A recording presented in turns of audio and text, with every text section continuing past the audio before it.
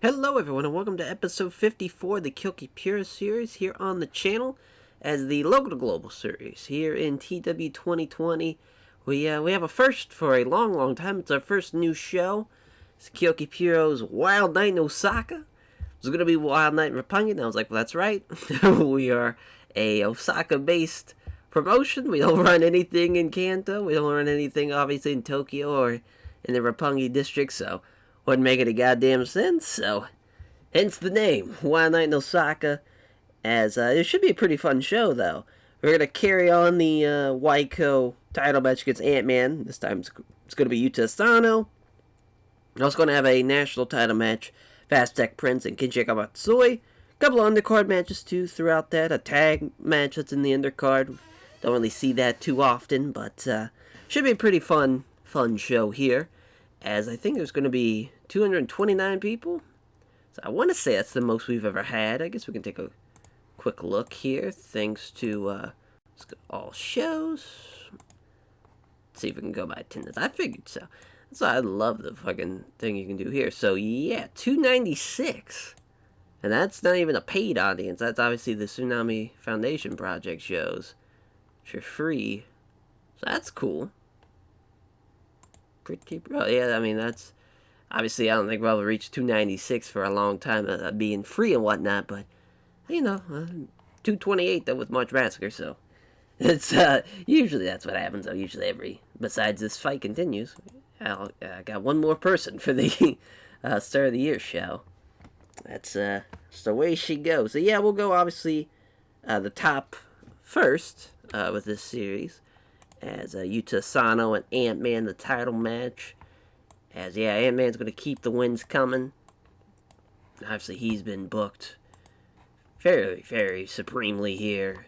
And I think he's deserved it, too. He's definitely the best guy, I think, on the roster right now. So it's always nice when your main champion is the best guy. I think we made it as a slow build. We might actually change that. I'll keep it at 16, but yeah, we're alright. Alright, so then the national title matchup of Aztec Prince, Kenji Akamatsui. As we'll just go ahead. Aztec Prince. As Aztec Prince is going to keep the belt. Good shit there. Pretty fun match, though, I think, for this little national title match. There we go. We'll keep it 10. That was oops. Thanks, GW. Yep, I knew. I was like, something's got to get changed here. I figured he was going to complain. Figured so. Yeah, we'll keep him strong. It's no big deal. He's one of our only road agents. We need him. We need the man, damn it. And so the next thing is actually going to not be a match. It's going to be a Legion of Love promo with, obviously, Nami Genda and Koji Yamamoto, as we'll just call it the Legion Love promo. But there's pretty much, staking their claim as the best tag team right now. And, Nami Genda is talking about how she's seen so many men and women come and go, but she hadn't seen anybody like Koji Yamamoto, and she just had to have him be a part of her spiritual army, and that he is going to be a man to look out for in the future, is a bright star, might even be the brightest star that her Legion of Love has ever seen. And she's wanting to do things. 2024, looking to grow Koji Yamamoto, help push him to the top and reach his potential, but also getting some gold around her way singles-wise. So looking for the national title and the TEW title. I think that'd be about a 3-minute promo. Just something, simple like that. Just really putting over Koji Yamamoto. Really, putting him over hard. That's the big deal. There's the undercard matches, starting off with Ray Snow against Marco Gonzalez. This is going to be an easy win for Ray Snow. Both guys don't really have any pop. Ray Snow, though, was just, his debut it wasn't great. He got a 22. Not great. But I want to say that's because he doesn't have a lot of pop. So if we kind of keep getting him some wins, maybe we'll find out if he's got some talent or not, or we might have to cut our losses. and be get done with him. But I'm opening to, I think, like, his stats-wise, he looks like he can be a potential player for us, but he did not do well against Joji. So we'll see what happens here against Marco. And then keeping on the Latin Kings, we're going to have a tag match. Latin Kings, Cloaked in Shadows. First time Cloaked in Shadows are really going to perform as, not a part of Dark Agents. So that's pretty fun. And yeah, I mean, they're ice cold and very cold. They haven't had a win in God knows how long, even though for fucking one of them's a former champion. But yeah, just a little 10-minute death match. They all can do death matches. That's fun. Oh yeah, that's right. It's not gonna be Carlos, or not gonna be Marco. Rather, it's gonna be Hector. So I mean, it's still a death match, tag match. We don't get to do that too often. That's fun. Obviously, Hector's gonna get the win. Well, I guess maybe not. Obviously, I think we should probably give that to Carlos more. Am I likely there? Pretty good match though on paper for a death match. Obviously, most death matches sometimes they're a bit of a hit and miss for us. So I think this one is in a perfect little spot where it can't be overshadow anything on the card. Then the opener, it's going to be Park Min-soo taking on Ryoku Haruyama. As Park Min-soo there, wasn't a great effort the first time around in his debut. It could have been a lot worse, but it could also have been a lot better. It's 28. So, I mean, I think he's going to outperform Ryoku here. As she's going to have a promo to open up the show. It's going to be a promo that's also going to be shown on, like, the big screen. Because it's going to be, like, we'll talk about more when we get there. But, yeah, she did a 19. I think this is going to work well anyway, so we'll have that be. That also might be another death match. I think they both can do death matches. Maybe not Park means... No, it doesn't look like it. Maybe. Yeah, I'm about to say, maybe we'll... No, of course not. We'll probably cut that down to 10. Just 8 minutes total, and then the promo will be another 3. So, Ryoku is gonna be somewhere near the Hall of Nagama venue. We'll just say it's like a back alley street somewhere of like a tavern. I guess I don't know why I was thinking there was a Japanese word for a tavern there, but we're just gonna go with the tavern. Bust through the double wide doors, not like a fucking old like saloon, but like just a standard double door. She busts out through them, and you just stay out. You hear from the background as she just kind of wipes her nose, just stumbling into the gate, into the fence area. She's coming out with her jacket. She's ready to go. So this might be a wild night in Osaka for Kyoki Puro, but this is only the second night. This is I'm continuing what I did.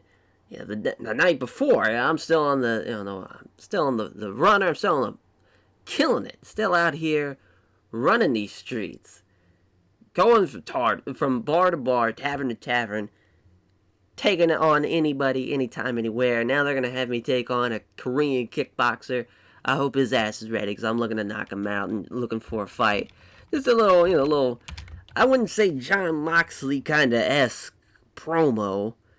Trying to think what would kind of be a good analogy here. But just a bad bitch. Just a fucking savage. Kind of what I would imagine Bull Nakano would sound like, even though she seems like the nicest lady ever, though. So maybe like a little Asia Kong. And maybe that's kind of more just a bad fucking, just a savage out here. So we'll see how the promo goes. We'll see how the show runs. Pretty fun, though, just to see how this Wild Night in Osaka does. Here, is that 42? Not bad. 234? That could have been better. So the match itself got a 26, and yeah, she got a 28 for Park Min-soo as he was off his game and he got a head kick in 8 minutes. Clobbering her. Intergender fucking head kick. Bam, lights out. It's all she wrote for her, but yeah, 45. Not bad at all. 2 tag teams that have their specialists, and, Carlos and Hector have excellent chemistry. So, they're a hell of a team. With Carlos with his 58 and 38 for Hector, 30 for Shadow, and 24 for Prowler. Shadow or Hector and Carlos might actually be future tag team champions before it's all said and done. I mean, they have got the ratings for sure to pull off as Carlos gets the win for the Latin Kings in 10:04 with the flat out.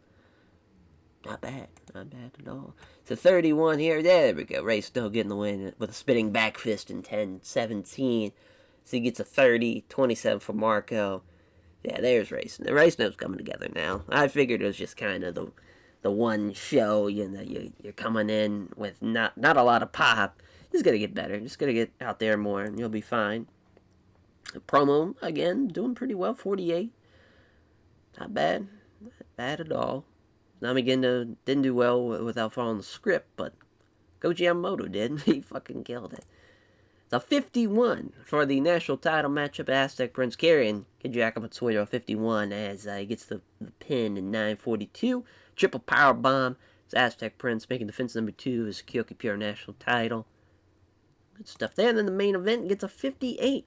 Ant-Man carrying Yuta Asano to a 58 on that one as gets the win with the antidote in 16:26. Yuta Asano's gimmick's getting a little stale. We might have to change that up, as that's defense number 2 of Ant-Man's Kyoki Pure titles. So you're seeing the reigns are, obviously because they pretty much started around the same time, it's going to be very much comparing the two. But, I mean, Ant-Man did a tremendous job there to main event the show. We didn't do a high spots match. God damn it. I knew I forgot something. I don't know really what was going to be the high spots match, to be fair. So maybe it was best we didn't even try to do that. I probably threw something together on the card, though. Either way, the Rey Snow Marco Gonzalez match, probably should have flipped it with Carlson Hector and Cloaked in Shadows. That would have definitely been the best course of action there. Other than that, the card looks pretty well. Ryoku's promo, you got a 42. I figured she would do okay, but you never really known till it goes out there. But at least, the show was a 48. Could have been worse, but it also could have been better. Or, we're at a unique point right now in Kyoki Puro's history where we have some guys, but we don't have a lot of top guys, not like we used to. So now we just kind of have to build everybody back up and kind of keep everybody going. I'd say we have really 3 big names in Ant-Man, Aztec Prince, and Carlos Gonzalez. Usually when he's in his team with Hector, though, he has that extra boost that really helps him out for the chemistry-wise. But, we're going to put over him. We're probably going to put over probably Ryoku, honestly, just for the great promo that she did. I mean, she could have shit the bed out there. And maybe Aztec Prince. Been a hot minute since we put him over, so probably for the best to do that. As that will do it for this episode. We will catch you guys next time for the next episode here as Kyoki Puro. We're expanding. We're trying to get bigger. We're about 11 points of popularity points shy from getting a broadcasting deal. So that's roughly 20, 30, maybe even 40 shows. So we're still a good ways away from getting on a network station. But we're close, as we're going to have Lucid Nightmare is the next show. We're looking to still gain some money. Still try to, keep everybody coming to the shows and trying to keep that, maybe even get into the 300 number. But we'll see, though. We're waiting with bated breath to see if we can get into the... really, right now, I think we're 24th in size. 25th now. So, yeah, we're right at 10 now. Yeah, so we were at 24, jumped to 25, so that's huge. So we're 10 away. So we're getting closer and closer to small, as that'll be huge. That will definitely make or break us. So fingers crossed that happens. Sorry for the audio there. That had to suck to hear that. As we'll catch you guys next time for Lucid Nightmare. Take care, everyone.